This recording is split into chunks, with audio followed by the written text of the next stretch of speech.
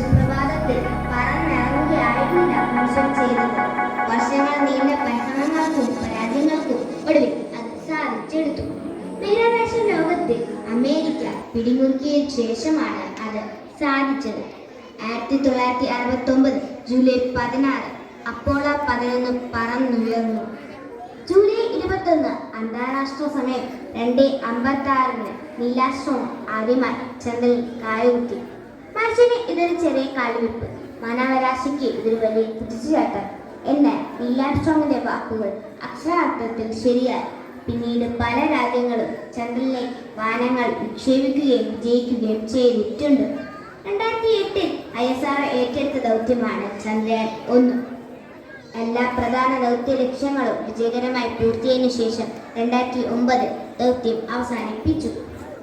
ISRO ഏറ്റെടുത്ത് നിർമ്മിച്ച രണ്ടാമത്തെ ദൗത്യമായ ചന്ദ്രയാൻ 2 ചന്ദ്രജലത്തിന്റെ സ്ഥാനവും സമൃദ്ധിയും മാപ്പ് ചെയ്യുക എന്നതായിരുന്നു പ്രധാന ലക്ഷ്യം.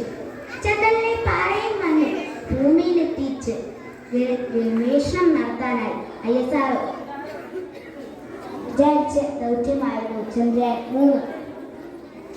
2023 ആഗസ്റ്റിൽ ചന്ദ്രയാൻ 3 വിക്ഷേപിച്ചതോടെ ചന്ദ്രന്റെ ദക്ഷിണധ്രുവത്തിൽ എത്തിയ ആദ്യ രാജ്യമായി മാറി ഇന്ത്യ. 2028 മനുഷ്യനെയും ചന്ദ്രന്റെ ദക്ഷിണധ്രുവത്തിൽ എത്താനുള്ള ഗവേഷണങ്ങൾ അമേരിക്ക നടത്തുന്നുണ്ട്. ഇന്ത്യക്കും അത് സാധിക്കട്ടെ. ഭൂമിയിൽ നിന്ന് നോക്കിയാൽ ഒരു അകലെ ഒരു ചെറിയ പൊട്ടുപോലെ കാണുന്ന നമ്മുടെ ഒരേയൊരു ഉപഗ്രഹത്തിൽ അധികം വൈകാതെ മനുഷ്യവ്യാസം സാധിക്കാമെന്ന പ്രതീക്ഷയോടെ നിർത്തുന്നു. നന്ദി, നമസ്കാരം. ശാസ്ത്രവും നാം പഠിക്കണം.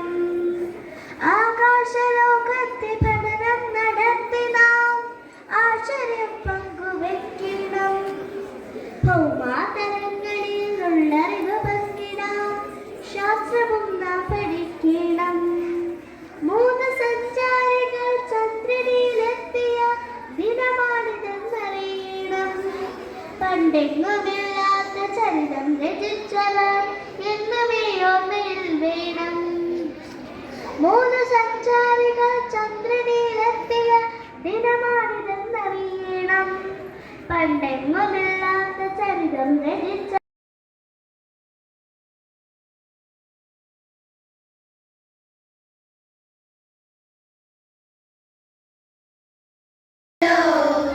ചന്ദ്രനിൽ